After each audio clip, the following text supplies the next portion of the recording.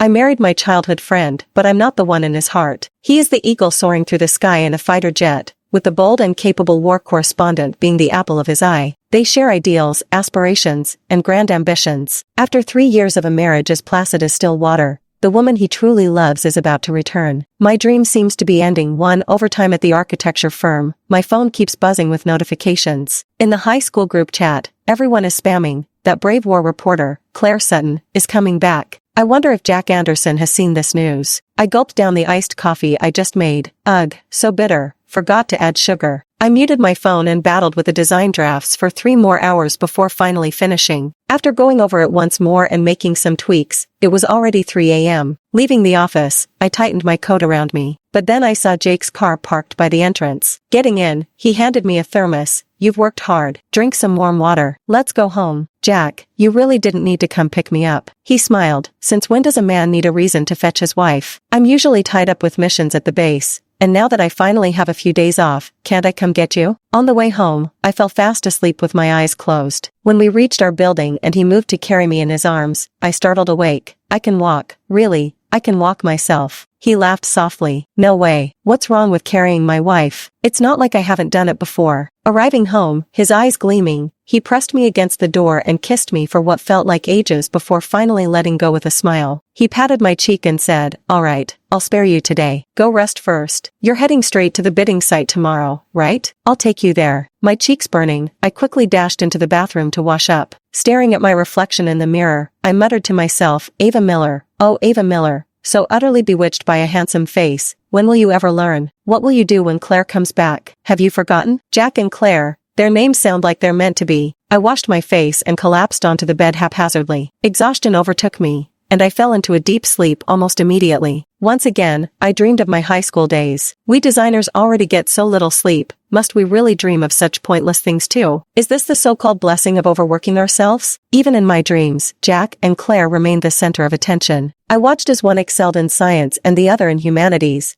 their names always appearing adjacently on the honor roll. Even the literature teacher joked, Jack and Claire, it sounds like a perfectly clear, cloudless day. Such a good omen, what lovely imagery. I struggled desperately to catch up, yet I only made it into the top 50. My name was buried among many others, and I even secretly counted the distance between my name and Jack's. Claire's writing was exceptional. Her essays were always circulated throughout the school as exemplary works. Damn it all, I just had to be the literature class representative in a science-focused advanced class. I often find myself reading Claire's essays aloud to my classmates during morning reading sessions. Then I'd watch Jack listening so attentively from below the podium. Sure enough, he wouldn't miss a single word when it comes to articles written by his beloved. Once when I had such a stomachache that my voice changed pitch, Jack took the manuscript from my hands, let me read it. No surprise, he still wanted to read his sweetheart's writing himself. Later, I resigned as the literature class representative to focus on catching up for math competitions, while Jack passed the selection for the Air Force Academy. Originally a top contender for the state's highest academic honors, he instead dreamed of soaring through the skies. The teacher said that with Jack's grades, the dual degree program between the Air Force Academy and MIT should be no problem. The paths of heaven's favorites are always different from us mere mortals. Just hearing about it made my heart race for him. That day, as the top science student, he gave a speech at the school assembly. He said, "Riding the wind and soaring high has been my lifelong dream." When Claire, the top humanities student, spoke, she said, "I want to use the camera and pen to convey truth to the world." I was still holding the biology review manual in my hands. I asked myself in my heart, Ava, what do you truly love? During that time, the news of Claire's early admission to Harvard spread far and wide, and I saw her standing on the school rooftop with Jack, gazing into the distance with laughter. Look at these chosen ones, how they all enjoy looking down upon everyone. And I was just one among the many being looked down upon. Even though Jack and I grew up together, I could never reach his heights. He grew more outstanding with each passing day, and those standing beside him were equally remarkable. On our way home together, I sat on the back of his bicycle while Claire rode a sleek mountain bike. Their lofty dreams and impassioned discussions shrank into tiny mirages in my eyes. Before college application season, Jack asked me, Ava, which schools are you applying to? I stared at my toes and mumbled, probably somewhere on the East Coast. He ruffled my hair and said, that's settled then. You'll still be my little sidekick, and I can still watch your back. He strode lightly upstairs. I muttered to myself, goodbye then, just focus on Claire. I have no desire to keep playing third wheel. That summer was exceptionally hot, and my SAT scores surpassed my expectations. It felt like an extraordinary stroke of luck. I secretly applied to Cornell University's architecture program without telling a soul. Jack, you ride the wind and soar, while Claire must deliver the truth of the world. I don't have such grand ambitions. I just want to design and create lasting imprints that will remain in the city. Love may go unanswered, but buildings always echo. I struggled awake from my dream. Jack was making breakfast in the kitchen, and I followed the aroma out. Suddenly, I asked, Jack, did you know? Claire is coming back. He paused while frying the eggs and smiled. Yeah, I saw the news yesterday. My friend Leah sent a message. Claire's back. Don't you feel any sense of crisis at all? I looked at my phone and sighed. Leah immediately followed up. Talented people really shine everywhere. She won a prestigious award, and it seems she doesn't plan to go abroad again after returning. She's settling down to work here. She's even organizing a high school reunion. Be careful. Your Captain Jack is quite the hot commodity.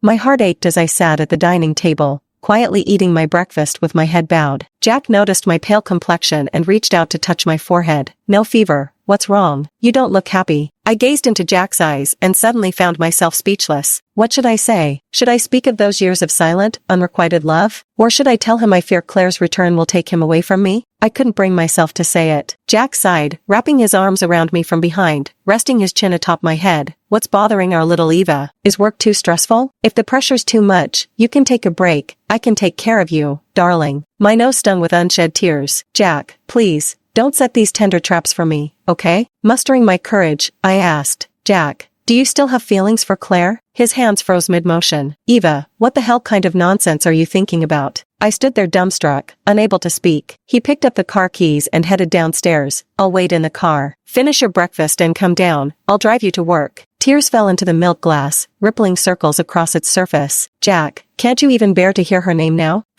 Neither Jack nor I spoke a word in the car. Just our phones incessantly buzzing with notifications. I opened my phone to see a message from Claire organizing a high school reunion. I read it aloud, word by painfully distinct word. Jack, do you really want to go? Then go. I choked briefly on my words, yet still stubbornly managed to say, fine, I'll go then. The bidding site. After I finished presenting the design concept, other colleagues began explaining the remaining sections of the proposal. I sat in my seat as my phone screen lit up. Leah sent a message. Guess what juicy gossip I dug up? Back then, Claire confessed to Jack multiple times but never succeeded, though there were rumors during their college days that they briefly dated for 2 months, until Claire went abroad and the relationship just faded away.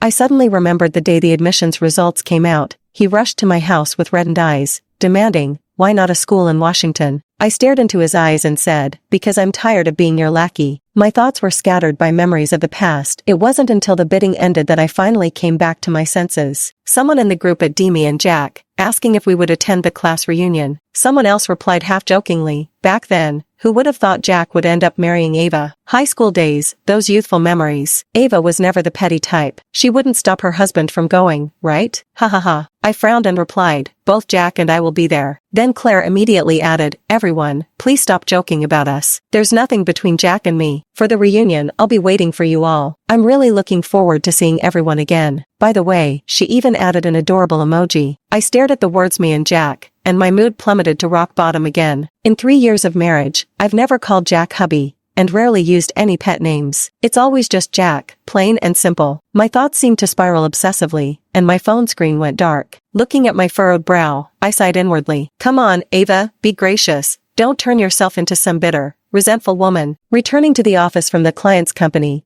I noticed the 2 interns I was mentoring hesitating several times as if they wanted to say something. I said, speak up, you two. What's on your mind? Ethan scratched his head nervously. Ava, our university is organizing an event and wants to invite some renowned architects. Since we don't have many connections, we were wondering if you'd be willing to come to campus for an in-depth sharing session. I waved my hand dismissively. Approved. Was that all? You shouldn't have hesitated over such a small request. Do I need to prepare anything? Ethan replied eagerly. Your undergraduate thesis project, The Pavilion of the Mountaineer, has won multiple awards. Could you use that as your case study? The event is scheduled for 3 p.m. on Saturday. I froze for a moment. Sure, I said. Ethan thanked me and left. I pulled up the design sketches for the Climber's Pavilion from my computer. The most primitive drafts, every stroke meticulously drawn by my own hand. I was in my 5th year of university then, with few courses left, fully immersed in my graduation project. During that time, I had completely lost contact with Jack. In my now private blog, visible only to myself, I wrote down thoughts meant for my eyes alone. I hid it from everyone and wrote secret love poems only I knew. Singer Adele sang. It was a story of 3 people, yet my name was never mentioned. I played it on repeat countless times. I blamed myself for not being exceptional enough, for being too ordinary, for being timid and weak, but never once blamed him and Claire. They were such extraordinary people, the chosen ones, the perfect male and female leads. Here in Ithaca, hundreds of miles from Washington, I hid it from everyone and loved him quietly for many more years. I've always remembered that young man saying during his speech, "Riding the wind to soar high is my lifelong dream." This was the design inspiration for the Climbers Pavilion. Close the design blueprint. I've been reminiscing about the past more and more frequently lately. Ava, you're still too timid. 5. After the bidding ends, all that's left is to wait for the results. Rare to have a few days off work early. Jack was leaning against the car waiting for me, clad in an Air Force uniform with an erect posture. Passing girls couldn't help but glance his way. As I strolled over, he smiled sheepishly and said, "Sorry, I had to stop by the base today and didn't have time to change." I raised an eyebrow teasingly. "You know perfectly well how good you look in this uniform. You did this on purpose, didn't you?" He laughed. "My wife sees right through me. I remember you once said you liked seeing me in uniform, and since I snapped at you this morning, I thought I'd better make it up to you quickly." Me. When did I ever say I liked you in a uniform? Jack stared at me and whispered in my ear, "On many nights." My face flushed completely red. "You have no shame." I immediately got into the car. I cleared my throat. "Besides the class reunion on Saturday,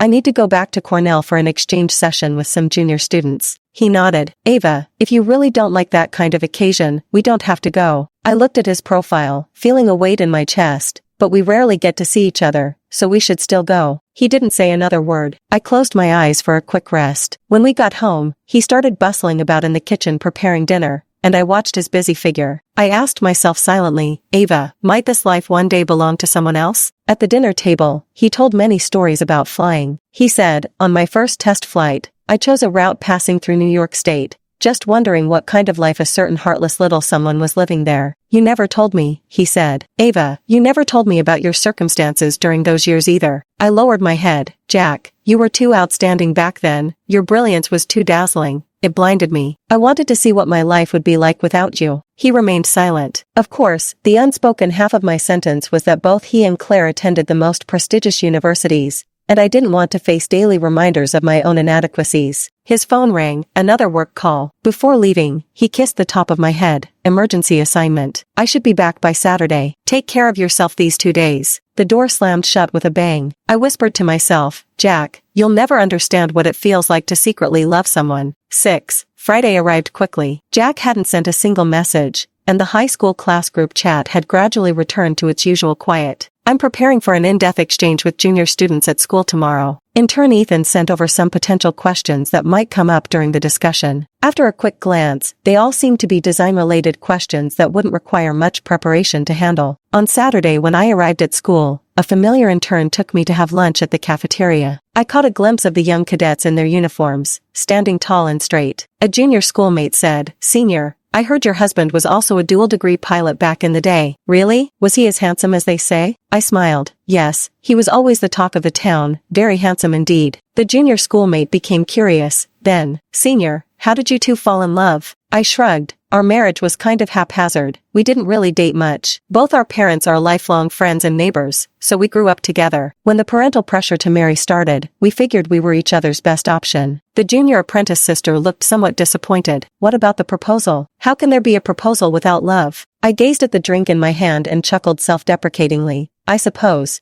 between the two of us, I've always been the one with ulterior motives. But enough of that, let's head to the lecture hall." The junior sister didn't ask any further. After I presented the design concept for the pavilion of the climbers in the lecture hall, the atmosphere was warm and welcoming. When it came to the Q&A session with the juniors, one student asked, "Senior, you just shared the design concepts, but could you also talk about where your inspiration came from?" I didn't plan to hide it. After all, Jack wasn't here, and he wouldn't hear my words. I smiled. "Because of someone. Back when I was still in high school, I liked someone for years. He once said soaring with the wind was his lifelong dream. Due to certain circumstances, we didn't interact at all throughout college, but I secretly kept liking him for many more years in Ithaca, hundreds of miles away from Washington. So when I was working on my graduation project, his words became my inspiration. The pavilion of the climber looks like a young eaglet ready to take flight." The room fell silent. Another junior then asked, "Senior, Does the person who inspired you know how much he meant to you? Doesn't keeping a crush hidden throughout your youth leave regrets? I shook my head slightly. Him? He's been the golden boy since high school. Though we grew up together, I've always felt a bit inferior and timid around him. Back then, he and the top humanities student were practically the school's chosen couple that all the teachers and students wanted to see together. At that very moment, the auditorium doors swung open. Jack stood there in his uniform, smiling up at me from below the stage. His smile was as warm as spring sunshine. But all I could think about was how much of my speech he'd overheard. If he'd caught everything, I'd be so embarrassed I could dig a 3-bedroom apartment with my toes. The crowd looked puzzled, until someone with sharp eyes exclaimed, "Isn't that the dual-degree pilot from a few years back? The ridiculously handsome guy who aced everything?" Jack took the stage, wrapped his arm around me, picked up the microphone with a smile, and said, "Thank you to the junior students for organizing this exchange session. Otherwise, I wouldn't have known my wife has been keeping some things from me for so long." The juniors in the audience exchanged bewildered glances. He added, "Turns out the pavilion of the climber was inspired by me all these years, and I had no idea. So, I'll be taking your senior sister with me now. We have some discussing to do." Amidst the teasing and cheers, my face flushed crimson as he held my hand and led me outside. "Ava, all these years, it's like neither of us ever learned how to speak our minds." I froze for a moment. He hugged me and said, "All right, we'll settle some accounts later. Let's head to the class reunion first." In the car, the corners of his mouth kept curling into a smile, the kind that made my hair stand on end. "Jack, what are you smiling about, comma?" "I'm smiling because I always thought I was a ray, with just one endpoint but no idea where it would extend. Today I discovered I'm not." 7. My heart felt as if it had been injected with soda water, ready to burst upon hearing his words. Even someone as slow as me could understand the hidden meaning in his words. Yet I still couldn't quite believe it, afraid this might be a beautiful dream granted by heaven, one that would end when the time came. While fastening my seatbelt, he ruffled my hair and said, thank goodness you married me. In my eyes, Ava, you're the real troublemaker who's made me stumble for a lifetime." Just as I was about to ask a question, he silenced me with a kiss. He closed his eyes, and I noticed how long his eyelashes were, silently grumbling in my heart, "Jack, you're the real charmer." Noticing my distraction, he cupped the back of my head and deepened the kiss. Only when I was nearly breathless did he let go, his eyes sparkling like stars, a smile lingering at the corners of his lips. Staring at my swollen lips in the mirror, I couldn't help but exclaim, "Jack, when did you become so shameless?" He smoothed my hair for me. "You're absolutely right, my lady." He rolled down the car window for fresh air, then leaned close to whisper in my ear, "Kissing my wife is completely natural. How dare you object?" Outside, there were still underclassmates who'd just left the theater. Having them witness this made my face flush crimson as if about to drip blood. When we arrived at the high school reunion venue, he pushed open the private room door while holding my hand. Claire sat at the head of the table. After years apart, her long flowing hair had been cut into a neat bob, and her delicate face had shed the girlish innocence of her youth, making her even more beautiful. Seeing us arrive, she stood up in momentary surprise, then smiled warmly and opened her arms. "We're all familiar faces here. Though we chose different academic tracks, we still share many classmates from before the class division. How about it, a hug for old time's sake?" Jack shielded me in front of him. "She's a married woman now. Can't be hugging just anyone, you know." Claire chuckled, gave me a quick hug, then invited us all to take our seats. Most classmates had already started families and careers, and the conversations revolved mainly around work matters. I grew intensely bored when suddenly someone called my name. A male classmate blushed and admitted, "Back then I had a huge crush on Ava." I even spent a fortune asking Claire, the top liberal arts student in our grade, to write a beautifully crafted love letter for me. But before I could deliver it, Jack threatened me out of it. I blinked in surprise. "Huh? I never knew about this." Jack, standing nearby, looked distinctly uncomfortable. The guy was pretty tipsy, and his classmates came to his defense. "He's had too much to drink, way too much." I stepped out to use the restroom. Claire was there too. She wasn't looking great. In a calm voice, she said, "I don't plan to go abroad anymore. Staying here is fine. Do you think if I hadn't left back then, perhaps I'd be Jack's wife now?" I didn't respond.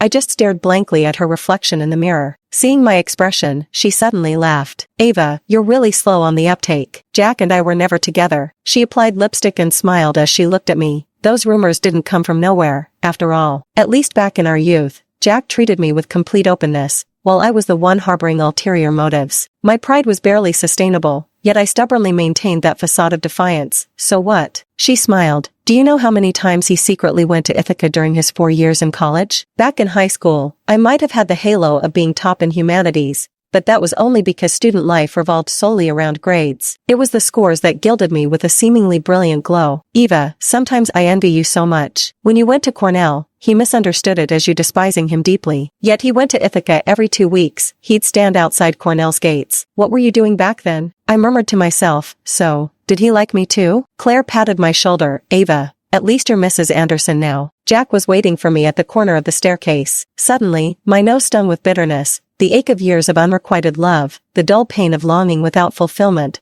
all surged into my bones like relentless hammer blows. Oversensitive and plagued by self-doubt, I had spent my youth fearing the sun, yearning to stand beside its brilliance yet feeling it was impossibly far away, daring only to steal glances from the shadows until its scorching light left me covered in wounds. He smiled at me, noticing my reddened eyes. What's wrong? I cried until I suddenly laughed through my tears. Jack, in all those years we lost contact. Why didn't you come find me? Instead, you went to Cornell to secretly watch me and pretended it was a chance encounter? Jack scratched his head sheepishly, because when the admission results came out, you said you hated me. I was afraid you wouldn't want to see me, but I still wanted to know how you were. Cornell's cafeteria makes really good chili con carne. I ate there several times. The closest I got to you was 5 tables away, probably about 25 feet in a straight line. But you never noticed me any of those times. He held me for a long while, his forehead lightly resting against mine. When we returned to the class reunion hand in hand, the scene fell silent, and after a while, everyone burst into laughter. Captain Jack, still a romantic at heart, I said, hiding behind him with a flushed face. Jack laughed. All right, stop laughing. She's shy. Claire seized the moment to cough lightly and said, just to clarify, Jack and I were never together. Though back in college, I confessed to him, and this guy dashed off on a train to Ithaca, saying he needed to see someone. I blinked, and Jack's ears suddenly turned red. The classmates continued to laugh uproariously. After the event, feeling slightly tipsy and not wanting to call a designated driver, he held my hand as we walked down the avenue,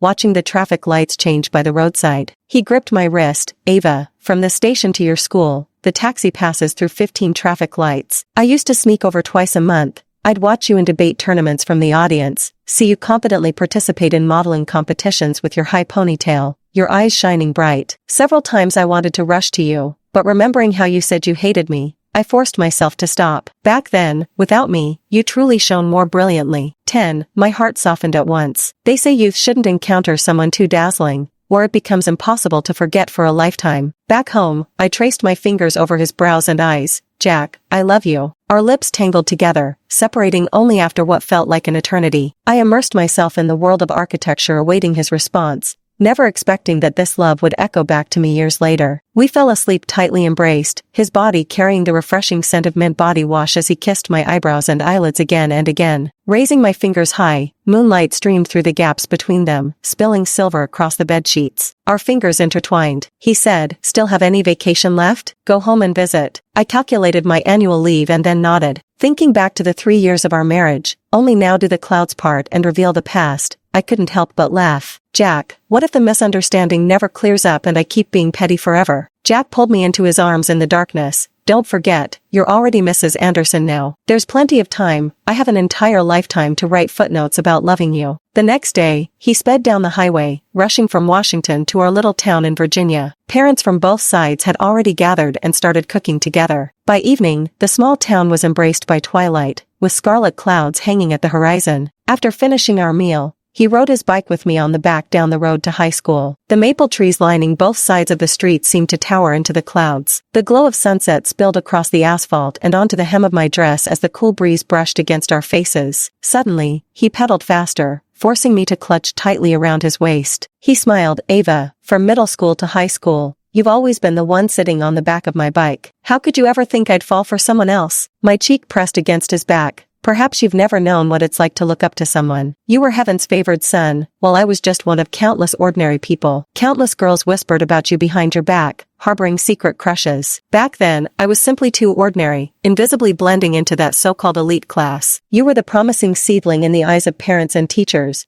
while I was just that sensitive girl hurrying along the walls with my backpack. Jack, back then, I truly liked you. But you shone too brightly. Getting close to you would have made me feel unworthy. Jack parked his bicycle at the high school gate. Walking past the familiar campus, he led me to the playground. On the white goalpost, someone had once carved tiny words in a place no ordinary person would notice. Jack and Ava, soaring. The date was just an ordinary day during our first year of high school. Jack, why didn't you tell me you liked me back then? Ava, compared to youthful companionship, I wanted you to have a brighter future. If it could have affected your studies or future in any way, I wouldn't have done it. Even if the probability was tiny, I wouldn't allow anyone to interfere with you. That's why when someone gave you a love letter, I punched him. His words were flawless. Indeed, compared to young love, each other's future prospects were far more important. In a way, our current situation is actually the optimal solution. I breathed a sigh of relief. Jack said, soaring with the wind has always been my lifelong dream, but flying alongside you is an unspoken secret of my youth. I once pretended to play football on the field just to catch a glimpse of you reciting biology notes in the stands.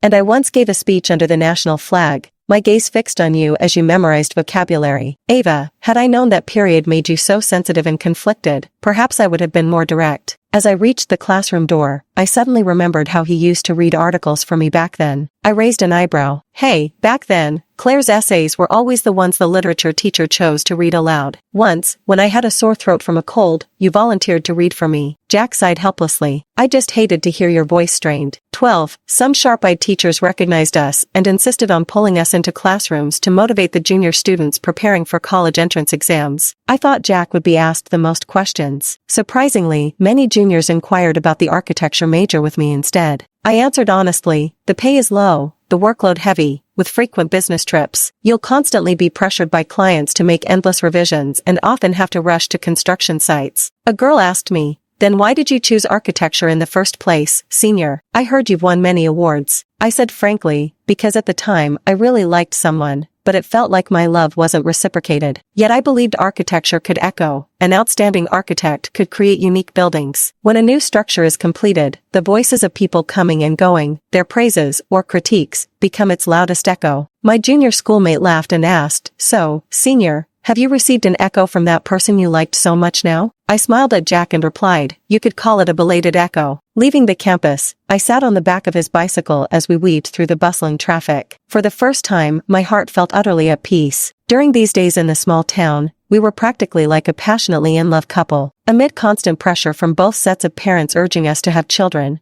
Jack and I set off back to Washington. The piled-up workload at the law firm had already reached maddening levels, and as for Jack, there were new assignments waiting for him upon our return. 13. Before his mission, he gave me the gift I'd wanted most. A Siamese kitten. He named it Dash. Holding the kitten in my arms, he kissed my forehead. Dash will keep you company until I return. The kitten was very clingy. Though somewhat shy around strangers, it followed me everywhere I went. Returning home from the office, I'd always find it waiting obediently by the door. I could never reach Jack when he was on a mission, but this mission was unusually long, no word from him for a whole week. A sudden unease gripped me. Looking at Dash resting on my lap, I stroked his head and murmured, Dash, my boy, let's wait patiently for your dad to come home. 2 more days passed, making it 9 full days without any news from Jack. I couldn't focus on work at the office, so I drove to his base instead. Classified mission, no details to share. Another week passed when his comrade showed up at my door. His expression grave. Ma'am, the captain and another unit went on a joint mission. There may have been a minor incident. We didn't want you to worry too much, so we're informing you first. I froze. What do you mean by minor incident? The young comrade lowered his head. Temporarily lost contact. They haven't been located yet. I collapsed onto the sofa, a dull ache in my lower abdomen as Jack's face flashed through my mind. He said he'd come back safe and sound. My comrade left, and I couldn't focus on drawing. Dash sensed my unease, pressing close against me. A few days later, Claire found me. She said, our news agency received word that a fighter jet lost balance during an engagement with a reconnaissance plane dispatched from abroad near the Hindu Kush Mountains and is in danger of crashing. The pilot is Jack. My heart clenched tightly. Dash was licking my hand. He'll be all right. 14. Inside the office, the news broadcast froze on the image of that fighter jet billowing black smoke. It traversed perilous mountain ranges, trembling to a halt on the aircraft runway as it returned to the embrace of its homeland. Jack lay on a stretcher, being carried away by medical personnel. I finally let out a sigh of relief, clutching my slightly aching abdomen as cold sweat streamed down my face,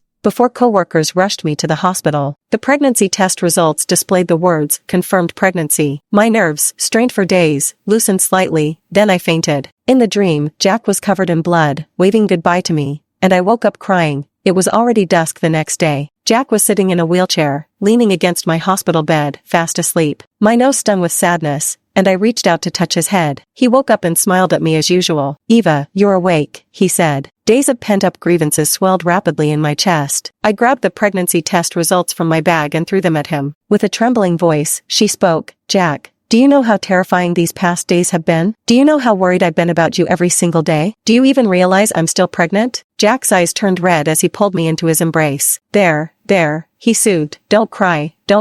Have you forgotten? Your husband did something heroic this time." I watched him nervously as he kissed the back of my hand. "I'm not hurt, don't worry," he said. 15. He stayed with me in the hospital for a few days. I knew safeguarding the blue skies was his duty, and though I meant to persuade him to switch to a civilian post, the words never left my lips. He promised me he would never put himself in danger again. Just as I persisted in drawing designs from my hospital bed, he too cherished his dreams of the blue skies and his profession. I wouldn't persuade him to give up his dreams, just as he wouldn't ask me to put down my paintbrush. On the day of my discharge, his team granted him extended leave. He took care of Dash entirely, from scooping the litter box to feeding him. That heartless little cat, Dash, clings to Jack instead of me now. Only when Jack is occasionally away does Dash take a nap on my belly. But every time Jack lifts him off, whether the cat understands or not, he always says, "There's a baby in mommy's tummy. You'll have to help us take care of it later." I laughed at his childishness, while he mocked my rigidity. This continued until his vacation ended and he returned to duty. And I also battled it out at the office until just before giving birth. The amniotic fluid broke while I was still fine-tuning the details of the design. Jack was sweating profusely with anxiety, while I continued showering without a care. The child was very well behaved and didn't torment me at all, a little girl weighing 6 pounds and 6 ounces. Jack named her Aurora. Why that name? Because I want her to bask in the sunlight without feeling insecure or sensitive,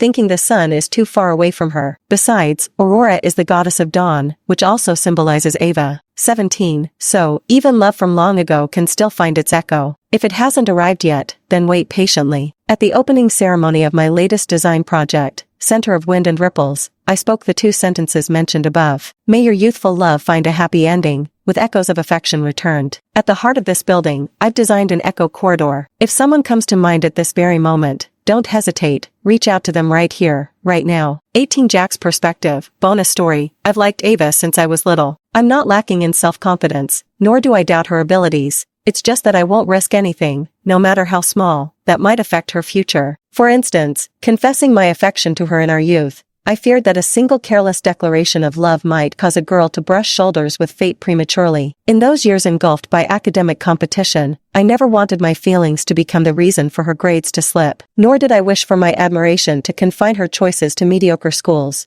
or worse, compel her to settle for the same city just to accommodate me. I once discussed this topic with my comrade in arms. At that time, she was already studying in Ithaca, and I was crazily making the trip to see her every 2 weeks, yet couldn't muster the courage to take that final step. Under the scorching sun, I recall her sharp words as she said she hated me, that she wanted to live a life without me, and my steps refused to move forward ever again. A comrade asked me, "Have you ever considered that maybe she wouldn't have had her grades drop or her future affected by your confession back then? If you had been together at the time, perhaps you could have even helped improve her grades." I shook my head. People always regret the path they didn't take, but would choosing that path have guaranteed success? Not necessarily. Seeing her now attending a top-tier university in the country, studying the major she loves, beginning to shine brilliantly, that's what matters most. If I'm no longer part of her life in the future, I'll be content just watching her from afar. Throughout my 3 years of high school, I'd heard whispers about Claire and me, all stemming from our literature teacher's playful remark, an accidental parallel in classical poetry, and our respective academic strengths in liberal arts and sciences. People always teased that we made a perfect pair. I never thought Ava would feel this way. After all, we grew up together since middle school. The backseat of my bicycle had been reserved for her alone. How could I possibly like anyone else? Later I realized that Ava's girlhood was not as peaceful as I had imagined. Her secret affection sprouted roots in solitude, growing quietly in neglected corners. She thought I didn't love her. I had overlooked so many details, my carelessness causing her heartache all those years. I believe that in the long years of life ahead, I will have the chance to mend each and every regret of hers. In the year she came to Washington for her master's degree, I mustered all my courage to reappear before her. I could clearly see the panic in her eyes. After that, she began avoiding me more and more intensely. Yet in this chase, my fondness for her only grew. Those 3 years of cat and mouse games continued until both our parents started urging us to marry. Then I asked her, "How about we get married?" Unexpectedly, in her notebook that she always carried with her, she had listed the pros and cons of marrying me. She extended her hand. "Pleasure working with you." I ruffled her hair, and she bared her claws, ready to scratch me. At this moment, I finally felt that Ava was a bit more like her old self. I thought to myself, the years of marriage ahead are long, and she would surely come to recognize my affection. Despite being an award-winning genius designer, she still kept spacing out at the news of Claire's return. During her exchange with juniors at Cornell, hearing her explain the design philosophy of the Pavilion of Climbers, I was shocked. Just how deep had the misunderstandings between us grown over these years? A comrade in arms remarked, "Captain, don't you and your wife have mouths?" I contacted Claire in advance to ask for her help in explaining. Claire mocked over the phone, "Captain Jack, a fighter pilot, can't even detect his own wife's little suspicions?" I pleaded, "Claire, please, be my wingman this time. Help me out. Watching Ava spiral with worry every day is breaking my heart. If I say anything, she might overthink it even more." Claire agreed. Later, at the class reunion, she explained everything to her. I watched as her nose reddened and tears fell. She said, "I thought loving you was like shouting into a void, until I realized buildings echo. So I went hundreds of miles away, hiding it from everyone, and kept loving you for years." My eyes were bloodshot. "I'm sorry, Ava, it's all my fault." I took her back to that small town in Virginia where I grew up. I showed her the words Jack and Ava, soaring, that I'd carved into the goalpost on the playground when no one was looking. Jack's lifelong dream was to ride the wind and fly high, but his heart's true desire was always to soar with Ava, to fly straight to Ava's side. Once during a long flight, I deliberately chose the route over New York State, just so I could pilot my fighter jet above Ithaca, the closest point to her, secretly hoping she might look up and see it. That would have been the bond between us. I really love her so much. Back in Washington, I gave her the kitten she always wanted, named Dash. I hope she never has to wait for me, because I dashed to her. On a dangerous mission, fighter jets billowing black smoke flew slowly through the valleys of the Hindu Kush Mountains. I soared through the clouds, wanting only to stay with her forever, never separated. The flight from the mission area back to base took several hours. After passing the full body check without issues, I couldn't wait to see her. Seeing her tiny face lying on the hospital bed, I thought to myself, at least fate has been kind to me, letting me come back alive to see her. The day our child was born, I named her Aurora. Eva used to say I was a proud and distant son. No, I want them always bathed in the light of dawn, always under my protection. 19 Claire's side story. In my youth, the halo of academic achievement coated me with a golden veneer in the eyes of my parents and teachers. Yet because of one phrase, Jack and Claire, like a sunny day, Jack and I became the targets of the whole school's teasing. He always brushed it off with a laugh, probably because he harbored not a single ulterior thought in his heart. But I was different. Who doesn't like a handsome golden boy? Every day, I see him riding his bicycle with a girl on the back, taking her home. I begged my dad to buy me the coolest mountain bike, and after 2 weeks of intense practice at home, I finally learned how to ride a bicycle. So I pretended to bump into him by chance, often walking home from school together. My gaze fell on the frail girl in the back seat. I could tell that despite pretending not to care about our conversation, she was hanging on every word. This is a subtle gesture that only girls can pick up on between themselves. Every day after the second class, Jack would go to the water dispenser, and I'd choose the same time to fetch water just to exchange a few words with him. He was holding 2 water glasses in his hand, and I asked, "Why do you drink 2 glasses of water every day?" His eyes brimmed with light as he smiled adoringly. Eva never drinks water unless it's placed right in front of her. Only then does she remember. Because of our grades, he and I always had the chance to compete together and give speeches together. I still remember the school assembly speech when he said riding the wind high was his lifelong aspiration. Standing on the stage, I too declared that using my camera and pen to convey truth to the world was my dream. Whispers about my relationship with Jack began circulating on the school forum. My heart leaped with joy, but I pretended to be troubled. Jack merely said nonchalantly, "Why bother with those baseless rumors? I don't like you, and you don't like me. Let them talk nonsense all they want." His figure vanished into the wind, leaving only my murmuring self behind. "But I like you." Grasping at shadows is never baseless. It's because I secretly long to be connected to you. Actually, my grades weren't good enough for Harvard. Although I ranked first in liberal arts at my school, the institution emphasized science, so the liberal arts program wasn't particularly outstanding. I once stayed up late studying hard, just because he might be a double-degree student and a pilot, hoping to get closer to him in the future. When the SAT scores came out and I topped the city in liberal arts, I always thought he'd turn his head to look at me. Little did I know, he was just happy that Ava also scored well. When the acceptance results came out, I had originally planned to happily tell him I could study at the school right next to yours. I ran to his apartment building, only to witness his argument with Ava. Ava said she no longer wanted to be a sidekick and wanted to live a life without him. Truthfully, I knew most of it was because of me. Many times, I had deliberately provoked Ava, using methods boys wouldn't notice to antagonize her. I thought being close would give me an advantage. Yet during college, aside from attending classes and training, he made a trip to Ithaca every other week, just to catch a distant glimpse of Ava. Once the pride of heaven, he became like a timid lost lamb when it came to love. Confessing in winter was my final chance to myself. On the phone, he was rushing to catch a train. My affection dissipated into the wind as Jake said, "I'm sorry, Claire. My feelings for you have always been just friendship. The one I've always liked is Ava." After he rejected me, I felt like a weight had been lifted off my shoulders. I really wanted to tell Ava, "I'm sorry for doing so many things that affected her." Before going abroad for the exchange program, I had even prepared to contact her, but that tiny bit of pride in my heart held me back. Later, I stayed abroad and met my husband. He showed me what it truly means to be loved wholeheartedly. When preparing to return home, Jack contacted me and begged for my help in explaining things. I suddenly recalled our high school days, that thin, pale girl with her backpack, sitting so carefully on the back of his bicycle. "Yes," I replied silently, begging forgiveness from God. Back then, my pride was untouchable, and I couldn't admit to ever having such petty thoughts. At the class reunion, I teased her on purpose. If I hadn't gone abroad, would the title of Mrs. Anderson have been mine? Flustered but still trying to keep her composure, I smiled and explained everything, watching as emotions surged within her before she rushed toward Jack. Watching them embrace tightly from a distance. "So wonderful, may you be happy." The end.